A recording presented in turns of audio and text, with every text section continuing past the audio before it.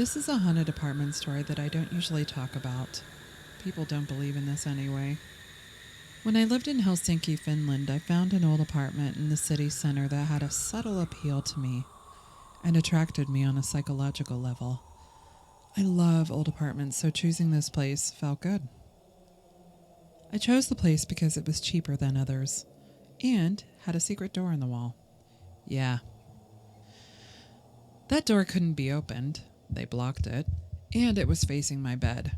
So each night I had to look at it and I'd get the chills. I couldn't sleep during the first week. And the landlord had no idea what the door was for and couldn't care anyway. We didn't get along and preferred not to bother him. Anyway, after I got used to the weird vibe of that place, during one night, the bathroom door started moving. This happened exactly every night at 3 a.m. It made a noise because of the hinges. I would sometimes be woken by the noise or would be startled while I was watching a movie. I told my boyfriend at the time about the door and he dismissed my concerns. He said it must be the way the house was built or that it's normal for the door to move due to the construction. What bullshit. Later on, a friend came over and spent the night. In the morning, she told me that she woke up during the night because she felt that someone was watching us sleeping. I freaked out and didn't know what to do. Sincerely, each time I was in the apartment during the day, someone was watching me. The feeling was strong and uncomfortable. So I knew that my friend was right. Thank God I ended up moving out when my landlord decided to increase the rent. I'll never forget that apartment and have learned that if you don't feel good at home, there's probably a reason.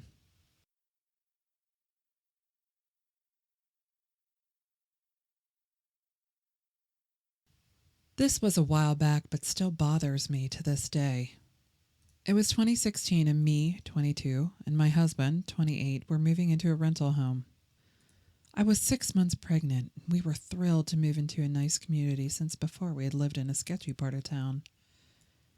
We didn't know much about this rental except it was in a good school district, a low crime area, and within our budget. Time passes without any problems, and soon our son was born. His birth was textbook, and he slept well in the hospital. This all changed when we brought him home. The first night home was awful. Every time we set him in his crib, he screamed. I'm not talking normal, I'm hungry or need a new diaper cry. A legitimate scream like he was in pain.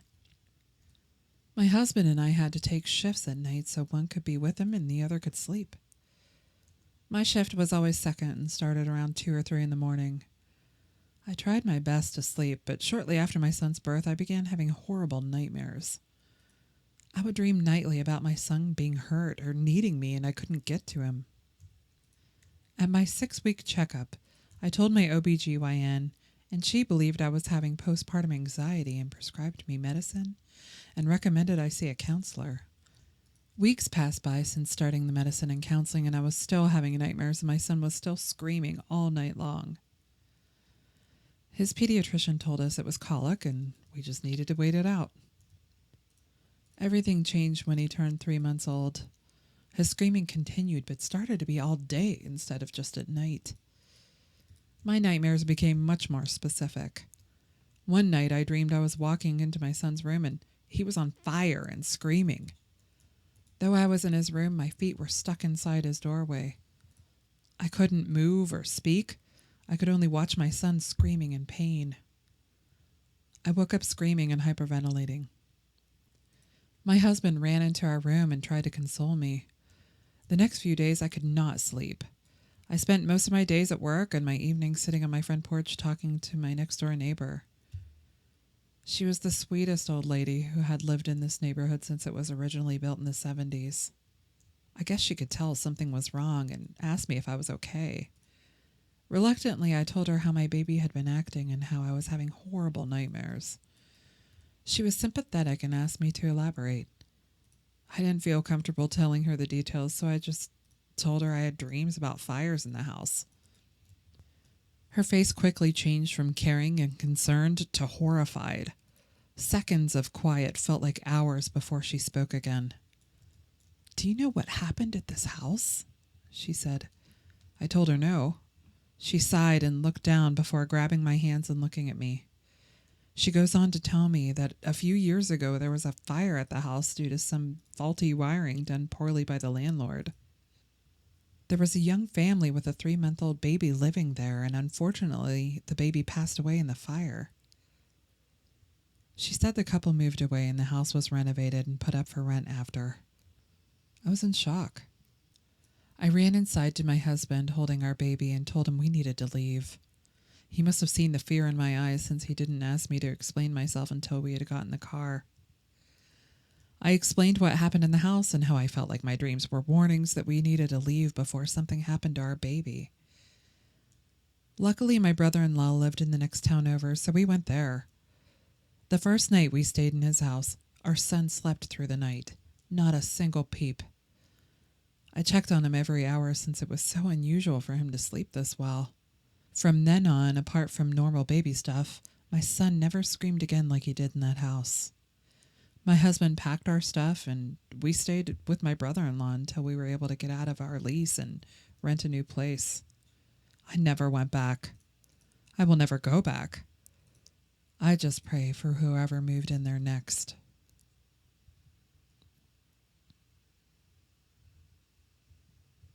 For some background, I've been a behavioral health nurse for about 12 years, and my first job was at a freestanding mental health facility in the South.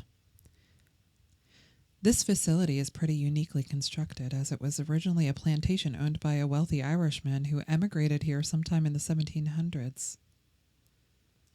The original plantation house is still there and is now used as a business office, and the hospital itself was constructed to be attached to the house. If you explore the campus, there is a small graveyard with the original owner's tombstone as well as some other family members of his. Additionally, there's a sign that says something along the lines of, "This is dedicated to the slaves that worked and died on this plantation." Anyway, one of the stories that has been passed down among the employees there for decades is that a young girl in the Irishman's family, one of his daughters or grandchildren, passed away on the plantation at a really young age, that her ghost still lingers around the house and the facility, and that there are certain patient rooms that have an unusual amount of paranormal activity. One day I was walking past one of these rooms, and in my peripheral, I saw a young girl who looked to be about 9 or 10 years old sitting on the bed. She was wearing a colonial-looking dress appropriate for the time in which she was alive and looked me directly in the eyes when I turned to look at her.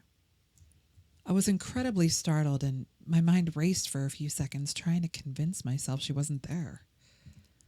I walked a few feet past the room, gathered my courage to go back, and she had disappeared from sight. She didn't have any ethereal qualities, nothing otherworldly or strange. She literally just looked like a real person sitting right there in plain view. During my time there, I never heard of anyone else who saw her as clearly as I did, but every once in a while, one of my coworkers or a patient would experience something strange, like doors opening and slamming shut. I remember one patient in particular that ran out of his room white as a sheet and said that while he was lying in bed, his bathroom door slammed on its own. It was so loud I heard it from the nurse's station myself. The patient was there for addiction and had no history of hallucinations. Just thought I'd share.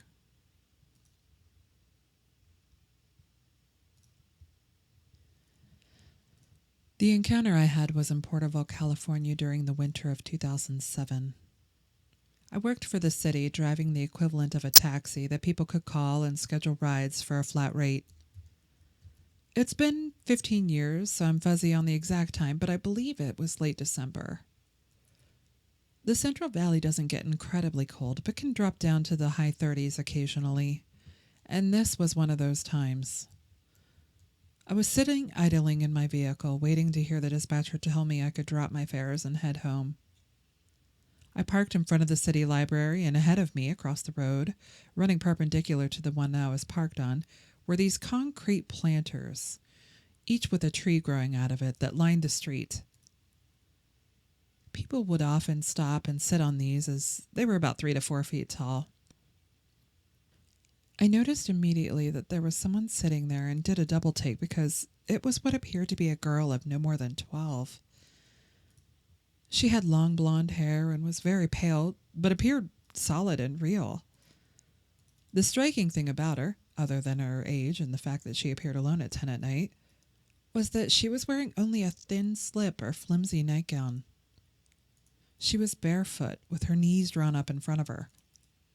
Like I mentioned earlier, this was a night where it was cold, especially for our area. I watched her for a few minutes, thinking maybe someone would come out of one of the businesses that was near where she was sitting. After about 5 minutes, a couple came out, a man and a woman. They walked right by her without seeming to even notice the girl. About a minute or two after, another group of people came out. One of them was a woman with a shiny winter jacket on. As they passed the girl, she reached out and kind of felt the material on the woman's sleeve. The crazy part is no one seemed to even react to this. I eventually got a call on my radio and I had to leave. However, the next night I saw her again. This was across town when I was driving to drop my vehicle at the city yard. She was walking down the street, still barefoot, and wearing the same thin shift or slip she had been wearing the previous evening. I did a double take and did a loop around the block to drive by her again and possibly call my dispatcher to let her know that a kid was out walking in less than 40-degree weather, apparently in her nightgown and shoeless. However, as I drove up next to her, I caught an intense feeling of fear and, strangely, age. She was a cute kid, but I haven't ever been able to shake the strange feeling she gave me.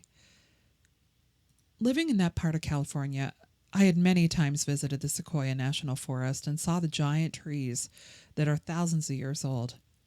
For anyone who has been there before, the trees almost give off an aura of being ancient, like an almost tangible feeling of age, at least for me. This was the same feeling, along with the fear from the weirdness that this little wisp of a girl gave me. I must admit I did nothing but drive away. I never did see this girl after that, despite a lot of nighttime driving around the same areas in the subsequent days and weeks. I've had several theories over the years about her, but never got any answers. Years later, I still think about this, despite living in another state and having seen her only twice. I've asked people who lived there about it, but got nothing. I even went as far as to look for records of missing people as well as deaths. Never saw anything remotely connected. Just wanted to share this. Thanks for reading.